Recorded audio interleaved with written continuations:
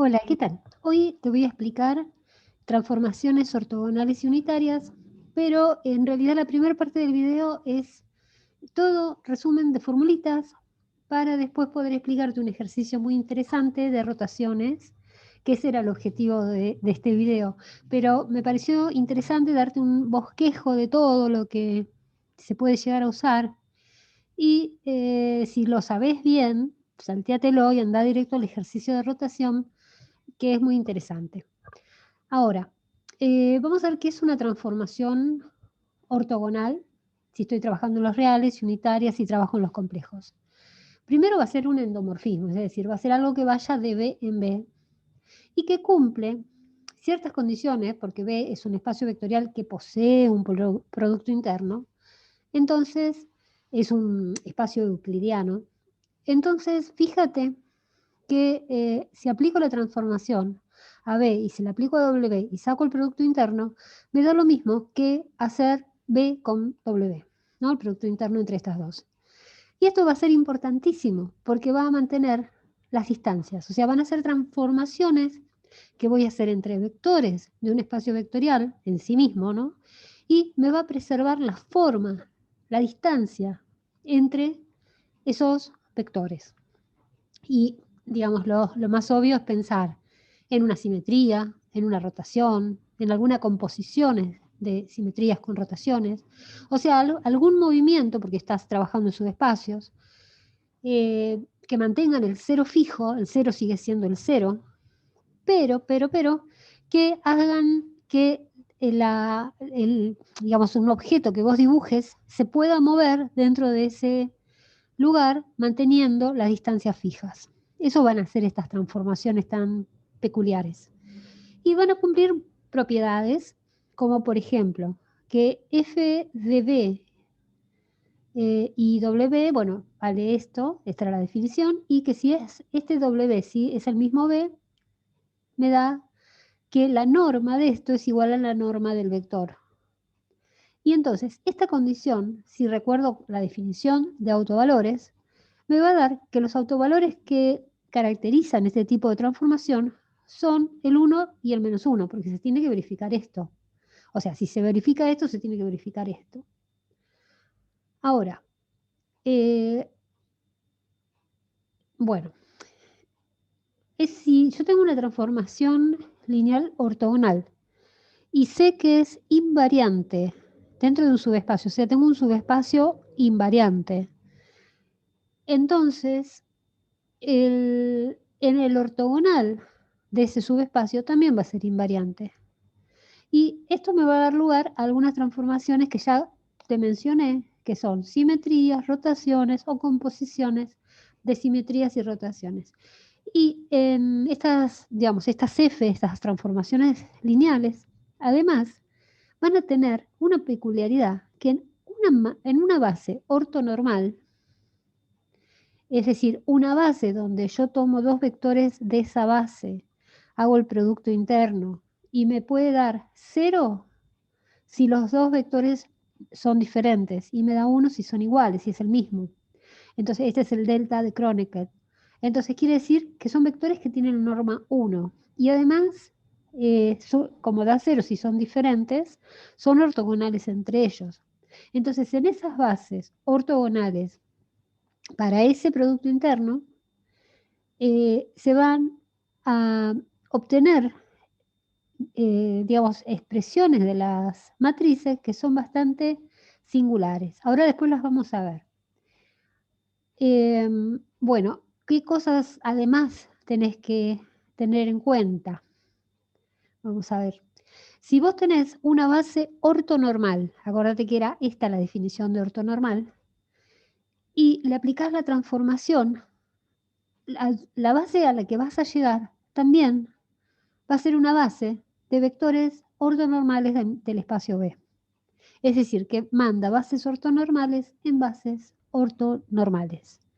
Bueno, cosas a las que van a llegar es que una matriz es ortogonal si A a la menos 1 es A traspuesta. Y bueno, en el caso, bueno, o A traspuesta conjugada es la adjunta, ¿no? O sea, En el caso de los reales sería la inversa es la traspuesta. Y en el caso complejo, la inversa es la traspuesta conjugada. Creo que se llama hermítica. Bueno, después fíjense por las dudas. Bueno, ¿qué decía yo antes? Ah, sí, que una transformación que es ortogonal, barrita unitaria sería, eh, preserva las distancias. Es decir, si la distancia entre B y W es un numerito, la distancia entre f de B y f de W es ese mismo valor. Es decir, el objeto no va a cambiar. Si yo tengo este segmento, bueno, empecé de acá, este segmento, y le aplico una transformación f, o sea, B lo mando a f de B, W lo mando a f de W, ese segmento sigue manteniendo su distancia, su longitud, y sigue siendo un segmento. Esto que dibujé acá es una simetría que está en R2.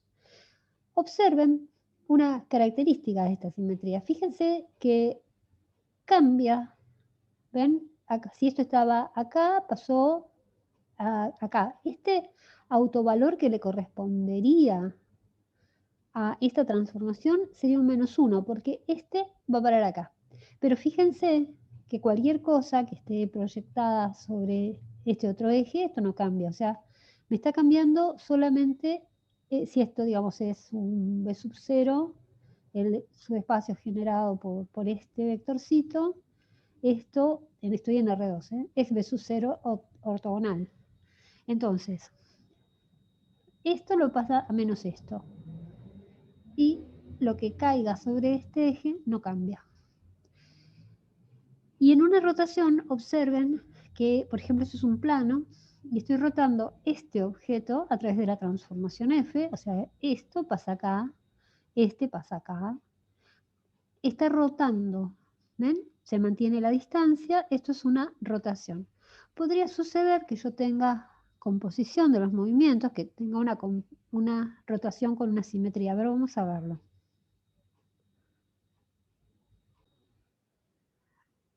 Ven, acá, bueno, acá tengo de nuevo escrito en R3 una simetría donde para este espacio vectorial está generado por B1 y B2 y su espacio ortogonal es B3. Entonces, este objeto pasa de acá a acá, a través de esta F. Acá de nuevo tenemos una rotación. Tomo este que está acá y este punto que está acá, o sea, y los traslado acá. Supongamos que yo hubiese tenido este vector y bueno, lo roto y llega acá, ¿no? Si además a esto le hago una simetría, en vez de estar acá, estaría acá abajo. ¿Ven? Eso sería rotación, simetría o simetría y después rotación. Una matriz de rotación es un 1 que corresponde a un eje fijo, porque acá es simplemente rotación, o sea que todo lo que esté en el eje, en este eje no cambia, sigue siendo, por ejemplo, esta distancia de acá, del 0 acá, es igual para este que para este. Pero en la otra parte se produce esta rotación. Aquellos que estudian alguna materia como física o que estudien ingeniería probablemente ya tengan presente la matriz de rotación, porque por ejemplo este punto, fíjense que lo roto de acá a acá, por ejemplo, este que está sobre este eje B1, este eje X, lo roto hasta aquí. Entonces, fíjense que el cateto adyacente es coseno, entonces sería, lo que me da acá Q' sería este tamaño Q por el coseno del ángulo, más este tamaño Q por el seno del ángulo, que me da el cateto opuesto a este ángulo. Algo que estaba sobre el eje, sobre este otro eje, cuando rota, pasa acá, fíjense que el ángulo este de acá es el ángulo de este de acá, entonces este es el opuesto y este es el adyacente, o sea, perdón, este es el adyacente. El opuesto sería el seno y en este caso en X sería el seno.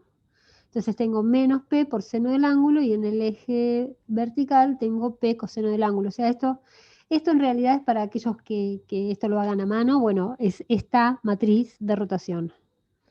Bueno, sigamos con lo que estábamos viendo en el resumen. Bueno, la simetría. Una simetría, si yo tengo digamos, por ejemplo, este plano es un plano espejo. Si yo tengo, por ejemplo, este vector, un B0, esto que está acá es este plano que sería como el espejo para que este pase acá, que es FB. Entonces, esto lo puedo hacer con proyecciones. Hago F, que sería la transformación lineal, que es una simetría, sería la proyección sobre el plano ortogonal, queda como está, y le resto, o sea, la proyección de este no va a quedar donde está, sino que va a pasar a menos esto. En definitiva, la proyección ortogonal, ¿se acuerdan que era B menos PS de B? Entonces, haciendo esto, yo podría decir que una simetría la podría escribir de esta manera, como la escribí acá arriba, o como la identidad menos 2 veces la proyección sobre B0. Esto lo vamos a hacer en ejercicios, en próximos videos. Entonces, la matriz de una simetría me va a dar de esta manera. Esto es una simetría. Y el determinante de esta función simétrica me da menos 1. Es decir, fíjense, si este es el B0, este es el ortogonal a B0, este punto pasa acá. Es decir, va a verificar, digamos, como que el autovalor sería menos 1, que es este. Después, una matriz de rotación, vimos hace un ratito que era esto, o bien esto, donde esto va a ser el eje. Y una matriz de rotación y simetría va a tener un menos 1 en lugar de un 1. Cosa que acá no lo anoté, pero el determinante de una rotación siempre tiene que ser 1. De una transformación que sea una rotación, siempre tiene que ser 1. Y me faltó en este resumen hablar que si tengo una transformación, dos transformaciones semejantes, la traza de una de las matrices va a ser igual a la traza de la otra. Y esto lo vamos a usar en muchos ejercicios para sacar el ángulo de rotación. Bueno, un ejemplo. Si yo tengo esta matriz que es bastante fea, o sea, uno la ve así, es fea, pero tiene un objetivo, tiene un porqué es así de fea. Esto era de una guía de ejercicios que me pasaron. ¿Por qué es así de fea? Porque el determinante me tiene que dar 1. Y entonces, bueno, habrán sacado el determinante de la matriz y después dijeron, bueno, necesito que me dé 1, bueno, lo divido por lo que sea. Pero digamos, verificar esto es importante. Esto que me dieron acá es una rotación. Entonces, ahora, supongamos que yo quiero hallar el polinomio característico. Ustedes saben que hacen el determinante, siempre para sacar el característico, hacen el determinante de A menos lambda por la identidad y lo igualan a 0.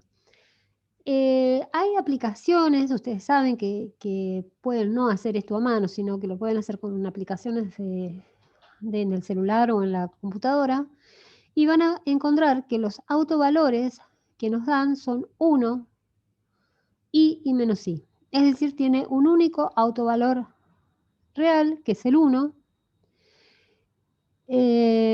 y lo que vamos a hacer entonces, bueno, esto chequéenlo, si lo llegan a hacer a mano, recuerden que como si el determinante es 1, es una rotación, tiene que tener un autovalor 1. Entonces ahí reducen el grado y pueden sacarlo. Pero de cualquier manera, yo les diría que no pierdan el tiempo, porque lo que importa es el concepto de esto, que es saber que si el autovalor es 1, el determinante es 1, tengo una rotación, y voy a hallar un vector que va a ser el que corresponde al autovalor 1, y ese vector va a ser el eje de rotación. Entonces, ¿cómo hago eso? Hago A menos lambda por la identidad, el lambda recuerden que es 1, aplicado al X me tiene que dar el 0. ¿Ven? Entonces hago fila por columna igual a 0, fila por columna igual a 0, como siempre, ¿no? Hacen un sistema de ecuaciones de 3×3 que va a corresponder a cada una de estas coordenadas. Y resolviendo este sistema, que también lo pueden hacer con aplicaciones o lo pueden hacer con aplicaciones de la computadora o del celular, o haciendo Gauss-Jordan, o haciendo, ¿cuál es bueno, los métodos sustitución, Kramer, lo que quieran, van a sacar las 3 coordenadas del vector que va a ser mi eje de rotación. De vuelta, esto es lo importante. Para el autovalor 1, el autovector va a ser mi eje de rotación.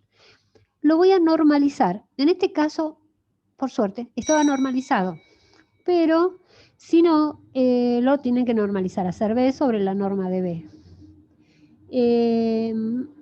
No estaba normalizado. Acá saqué que la norma de B era 3, entonces, bueno, dividí todo el vector sobre B y me dio el eje de rotación.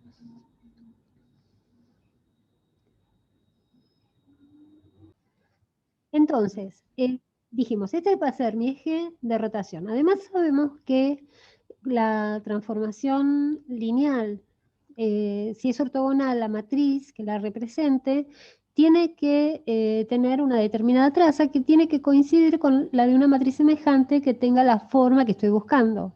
Entonces, si bien esta matriz que tengo acá tiene esta forma tan complicada, acá pasaría a ser la forma de una matriz de rotación. Por lo tanto, como las trazas son iguales, calculo la traza de esta, de la original, y la voy a igualar a la traza de esta. La traza de esta es bastante sencilla porque es 1 más 2 veces el coseno del ángulo. Y la traza de esta, sumo los elementos de la diagonal y obtengo que vale 1. Entonces, fíjense qué sencillo que es hacerlo así, porque al comparar esta traza con esta traza, puedo despejar el ángulo de rotación que va a tener esto. Entonces, despejando, paso este 1 para este lado, paso el 2 dividiendo, bueno, y saco que el ángulo va a ser pi sobre 2.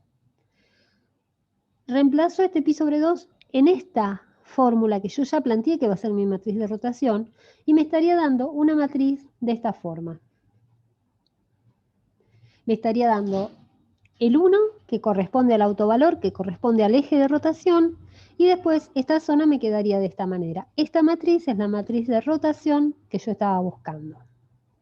Bueno, la segunda parte del ejercicio me pedía encontrar una transformación G que compuesta con sí mismo me dé la transformación F. Observen que F es una rotación. Entonces yo tengo que hacer 2 veces una composición de 2 transformaciones para que me dé esta. Y en particular, si esta es una rotación, esta podrían ser rotaciones con la mitad del ángulo que esta, porque al componerla, o sea, hago una VG, otra VG, obtengo la misma que la F. O sea, ese sería el concepto. Entonces, voy a proponer entonces que G sea una rotación cuyo ángulo sea de pi sobre 4. El coseno de pi sobre 4 es raíz de 2 sobre 2, el seno de pi sobre 4 es menos raíz de 2 sobre 2. Entonces, la matriz G va a tener, en una base ortonormal, va a tener esta forma. Y la matriz compuesta de G con G, que sería la matriz F, en una base ortonormal, va a tener esta forma.